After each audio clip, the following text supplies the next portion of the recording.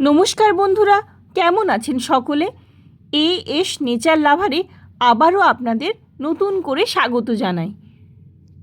আজকে আপনাদের নিয়ে যাব এক অদ্ভুত সুন্দর জায়গা। হ্যাঁ, এটা ঐতিহাসিক একটি পটভূমি, খুবই কাছে, পশ্চিম মিদনাপুর জেলার অন্তর্গত মিদনাপুর শহর থেকে মাত্র 10 থেকে 12 কিলোমিটার দূরে অবস্থিত এই জায়গা।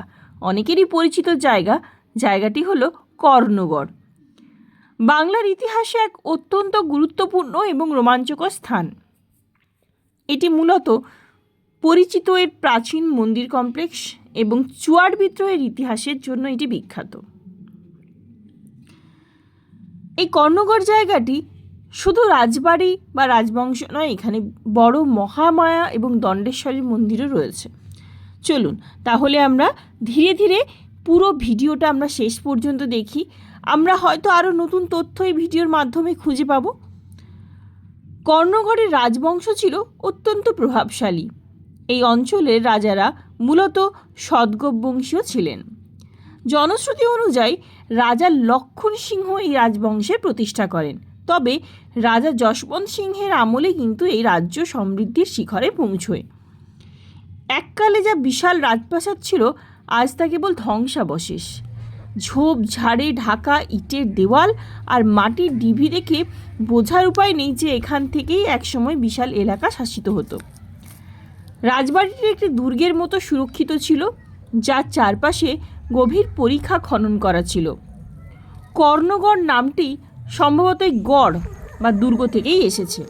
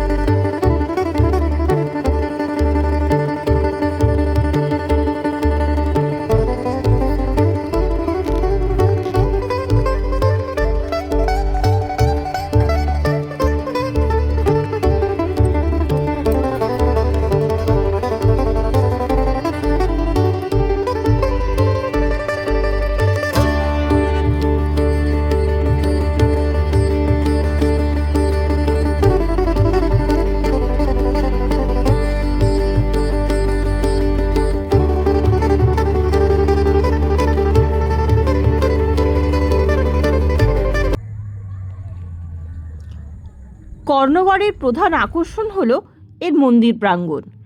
এখানে দুটি প্রধান মন্দির পাশাপাশি অবস্থিত। একটি মহামায়া মন্দির, এটি দেবী মহামায়ার দক্ষিণা কালী রূপে পূজিতা হন। মন্দিরটি ওড়িশি দেউল স্থাপত্য শৈলীর আদলে তৈরি। আরেকটি হলো দণ্ডেশ্বর মন্দির, এটি শিব মন্দির। এখানে প্রায় 8 ফুট লম্বা একটি বিশাল শিবলিঙ্গ রয়েছে, যা দণ্ডেশ্বর নামে পরিচিত।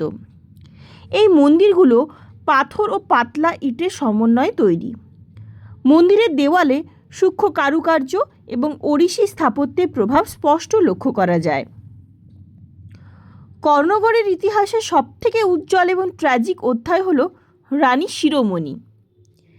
রাজা অজিত সিংহের মৃত্যুর পর তার 2 স্ত্রী রানী ভবানী ও রানী শিরোমণি রাজ্য পরিচালনা করেন। পরবর্তীকালে রানী শিরোমণি এককভাবে দায়িত্ব নেন। ব্রিটিশদের অন্যান্য ভূমি রাজস্ব নীতির বিরুদ্ধে স্থানীয় কৃষক ও পাইকদের নিয়ে তিনি বিদ্রোহ শুরু করেন, যা ইতিহাসে চুয়ার বিদ্রোহ নামে পরিচিত। রানী শিরোমণিকে মেদিনীপুরের লক্ষ্মীবাই বলা হয়। 1799 সালে ব্রিটিশরা তাকে বন্দি করেন এবং কর্ণগড় রাজবাড়ি ও মন্দিরের দখল নেয়। মেদিনীপুর শহরের আবাস নামক স্থানে তাকে গৃহবন্দী করে রাখা হয়েছিল। কর্ণগড় বর্তমানে একটি জনপ্রিয় পর্যটন ও তীর্থস্থান। মন্দিরের চারপাশ গভীর জঙ্গলে ঘেরা, যা এক শান্ত ও রহস্যময় পরিবেশ তৈরি করে। প্রতি বছর বিশেষ করে শিবরাত্রি এবং চৈত্র সংক্রান্তিতে এখানে বড় মেলা বসে।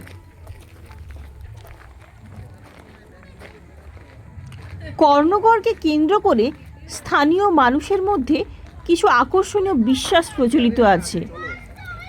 অনেক স্থানীয় মনে করেন কর্ণগড়ের সাথে অঙ্গরাজ কর্ণের সম্পর্ক ছিল। যদিও ঐতিহাসিকরা এর কোনো পাথুরে প্রমাণ পাননি, তবু লোকমুখে তো এটা বেশভাবেই প্রচলিত।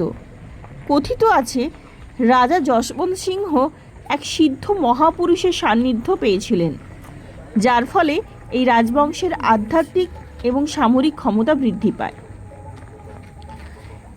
এই দণ্ডেশ্বর শিব মন্দিরের শিবলিঙ্গটি সাধারণত লিঙ্গের চেয়ে অনেক বড় এবং এটি একটি আয়তাকার গর্ভের ভেতরে অবস্থিত। এই লিঙ্গটিকে অনাদি লিঙ্গ বলা হয়। আগে এখানে অত্যন্ত জাঁকজমকপূর্ণভাবে পশু বলি হতো। এখন প্রথা কিছুটা সীমিত হলেও বিশেষ পুজোর দিনগুলো যেমন কালী পুজো, চৈত্র সংক্রান্তি তান্ত্রিক মেনে রীতিমতন পুজো করা হয়। মূল মন্দিরটি প্রায় 60 ফুট উঁচু। এর চূড়া বা আমলক ওড়িশি দেউল শৈলীর এক চমৎকার নিদর্শন। রানী শিরোমণি কেন কর্ণগড়কে বেছে নিয়েছিলেন আপনারা কি জানেন? শুনুন তাহলে। এর পেছনে যে ভৌগোলিক কাহিনী ছিল, কর্ণগড় চারপাশ দিয়ে মেদিনীপুর গভীর জঙ্গল দ্বারা বেষ্টিত ছিল।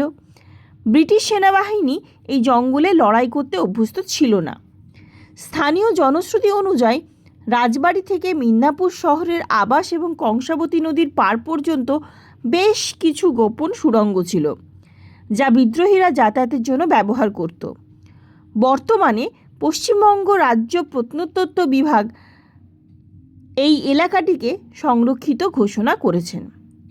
সাম্প্রতিক সময়ে প্রত্নতাত্ত্বিক খনন কার্যের ফলে মাটির নিচ থেকে আরও কিছু প্রাচীন ইটের গঠন এবং মৃৎপাত্র উদ্ধার হয়েছে, যা এই জনপদের প্রাচীনত্বকে আরও জোরালো করে। এখানে একটি সুন্দর বাগানও রয়েছে, যা পর্যটকদের জন্য পিকনিক স্পট হিসেবেও জনপ্রিয় হয়ে উঠেছে।